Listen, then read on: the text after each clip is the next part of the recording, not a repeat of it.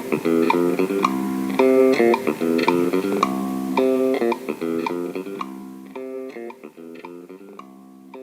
thanks for joining us, Hari. It's really interesting for me as a writer to get to know somebody who's been through the e-commerce phase since its inception.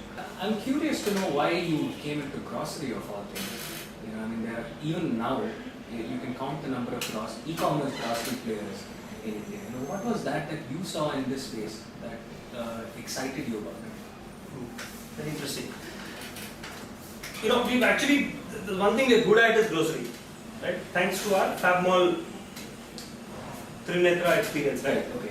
So we did grocery, setting up stores, etc. for about 6-7 years. Okay. And so we understand as a group, as a founding member team, understand the supply chain very well, right? Because we built a very large network, of stores, right? So grocery, one, because we think we understood their business, but how we stumbled into this is a story I'll tell you, right? So 2099 is when we started Fabmart.com. There was no grocery.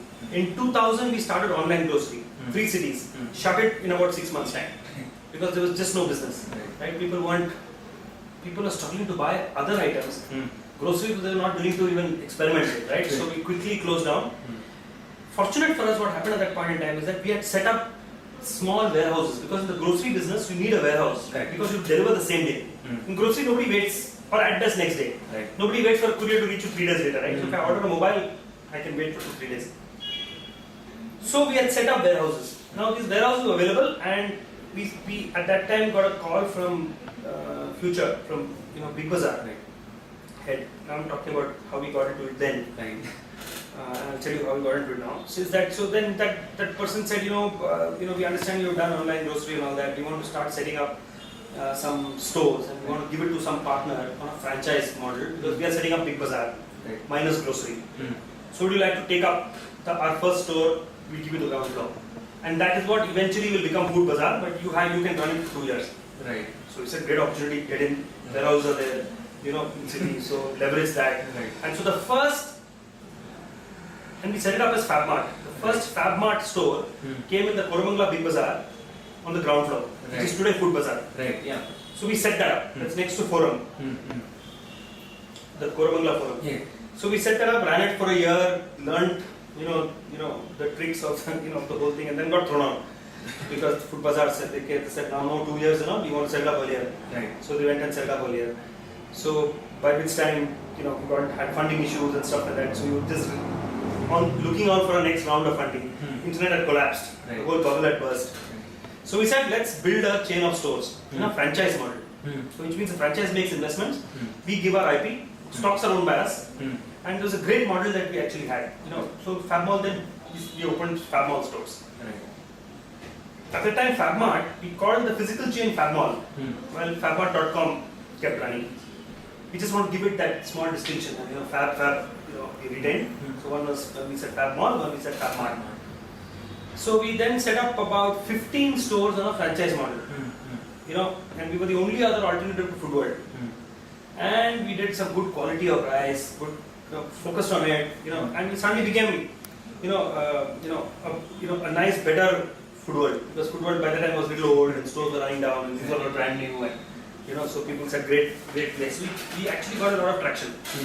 We built about 15, and that's when the investment came into the physical chain from India Value Fund, and then they merged Trinetra and Fabmall, and then became a very large entity. So you got that's the story. Yeah, that's the story of we got our IP there. And at that time we hived off the online business, and that's how it runs as India Plaza even now. Hived off means separated the two. So we remained invested in both places. So one bunch went and worked in the physical space. Maiti remained there. Then this business grew, and when we sold it to the Birlas in 2006, we were 210 stores in South. And about 270 crore turnover is what the number was. So we had a reasonably good exit, at that point in time. And then we finished, and then we all sat in one room one night, one evening, and said, now what next? So people I decided to take a break from entrepreneurship and said, let me just So we have gone through hell, and we had great times, we had terrible times also. So we've gone through the whole cycle, in those 7-8 years. So I wanted to give it a break. Right. So I went and joined Manipal, Mm. and then I set up a vocation training institute for them. I was the CEO of a unit of theirs called India Skills, which was basically a joint venture between City and Guilds of UK and Manipal. So I ran that for about 4 or 5 years. My other colleagues, Vipul and Sudhakar, continue to do stuff on their own, make investments into small startups, small companies that were looking at management bandwidth. Right. So it's mentoring, entrepreneurs there, but being on the side of the entrepreneur and not on the side of the VC. Right. Yeah. Right, and that's a big difference, right? So they did, two of them did that. Ramesh did a few things in terms of training and stuff like that. So it's virtually just me into a job. Right. The rest of them are all. So we used to keep meeting every 5-6 months and saying, okay, is there something to do? So we weren't finding anything exciting Right. to come back because corporate life is very different. I realized that I wasn't suited for it. After having done 7-8 years of being an entrepreneur, your style changes. Fortunately for me, Manipal gave me that space, and I knew my boss, who was Anand Sudarshan, very well because we had worked earlier together, and I got that space, so I could actually run that thing like an entrepreneur. That was a good thing. But it's still kind of It wasn't there. yeah, it wasn't there. Yeah. So 5 years later, that was in 2011 June. Ganesh bumped into Sudhakar. They just happened to meet, and Ganesh said, "Listen, I'm making some internet investments," and he made some Bukata and the jewelry business and all that, Bluestone. So he said, there is this great opportunity in online grocery. Nobody is there in it, right? What do you think? You guys have the IP. You guys have the understanding, of this whole thing. It's only that the medium changes. Right. No physical store, online. Internet is like seemingly attracting, investments, and you think it's worth it. So Sudhakar got very excited. He picked up the phone, called people. So he had told him that I just checked with this Ani, Vipul and Ramesh. If everybody's okay, we're on. Right. Actually, it took us. I think it took me a few seconds to just grab it. We'll figure out. So that was June 2011. Right. So June 2011, end of June, I quit, resigned, but obviously I couldn't leave because that's a company I had set up from infancy and brought it up. So I told them I'll stay with you. So I resigned and I left in September, but continued for the 6 months as an advisor. So I used to go there twice a week while we were setting up Big Basket. So that's how it started. So in June we just said okay. So we all decided to get out of whatever we're doing.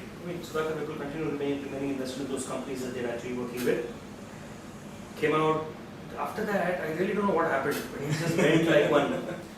It was like back to our old days. 4 or 5 of us just went berserk, right? Hired a few people here, there. That's when we met Abhinay. So that's the other thing that happened that helped us get off the block very quickly. Abhinay had actually called on Sudhakar and Vipul in their earlier avatar of helping entrepreneurs. Right. Had called on them and said, "Listen, I'm setting up an online grocery venture. Right. I need help. So is there you guys can spare time for me?" Sudhakar and Vipul said, "No problem. It's part of their model of going, taking some stake, investing a little money, and working with an entrepreneur and helping him grow." And grocery was something which was dear to both of them. So they started. That's how they started with Abhinay. So when Ganesh came, they were already actually committed to working with Abhinay. Right. And so we decided as a principle, we don't want to let people down, right? So the first thing we said is, why don't we talk to Abhinay? We're setting this new business up. So by this time, Abhinay had scaled a little bit in Whitefield area. Right. It was a great opportunity for him to use those learnings and be part of a larger group. Right. So we just told him, why don't you just fold it into us and come and join us as one of the founding team members. And we started. So he was more than happy. Right. And we got the platform, we got everything that he had built by then, and we could get up and running much faster. Right. So that's the story of Big Basket. It was one of those very quick, obvious decisions that we were all waiting for, and just suddenly came, and then we were all there.